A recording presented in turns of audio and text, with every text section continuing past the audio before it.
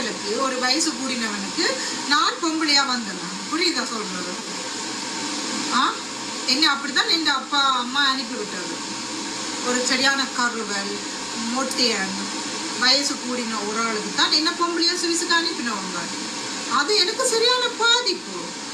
Okay, அது எனக்கு பிடிக்கல அந்த மாப்பிள்ளை. ஆனால் நான் கட்டாயம் வேற வேணும், கட்டாயம் நான் அந்த மாப்பிள்ளையை கல்யாணம் செய்யணும்னு சொல்லி என்ன அனுப்பினவங்க. அது எனக்கு வலி. ஓகேயா, அந்த வலியை நான் நிவர்த்தி செய்யறதுக்காக நான் இப்ப ஓகேயா நான் இந்த சுவிஸ்ல இருந்து கொண்டு இதை நான் அப்படியே 30 வருஷம் கழிச்சு, புரியுதா, 30 வருஷம் கழிச்சு நான் அதை மாத்தி நான் செய்து வச்சிருக்கேன். ஓகே, இப்ப நான் இருக்கிற இதுக்கு எனக்கு 10-11 வயசு குறைஞ்ச மாப்பிள்ளை தான் எனக்கு தேவை. ஓகே, ஏனென்றால் எந்த வயசுல இருக்கிறவங்க எல்லாரும் கேவலமா இருக்கிறாங்க.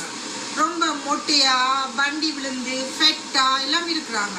ஸோ நான் இப்ப சொல்றேன் என்னன்னு சொன்னால், எனக்கு சோடியா நிக்கிற ஒரு மாப்பிள்ளை தான் தேவை. அவர் 50 வயசானவர் எப்படி இருப்பார்? அவர் மொட்டையரா இருப்பார், வண்டியா இருப்பார், பல்லெல்லாம் போட்டு கிக்கிக்கு பல் எல்லாம் இருக்குது, கிக்கிக்கு எல்லாமே இருக்கு. ஆனப்படினால இப்ப கிக்கிக்கு 10-11 வயசு குறைஞ்ச மாப்பிள்ளை தான் பொருத்தம். புரியுதா சொல்றது?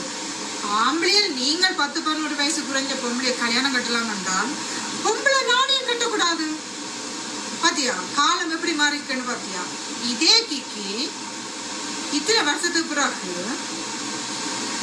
அதே 10 வயசு குறைஞ்ச மாப்பிள்ளைய உடனே நான் வாழ்ந்துருக்கிறேன்.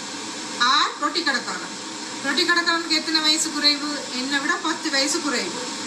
அவனோட வாழ்ந்து அவனை நான் தெருவா அழிய விட்டு இருக்கிறேன். எல்லாம் இதை விட நான் என்ன சாதிக்கணும்னு சொல்லுவேன்.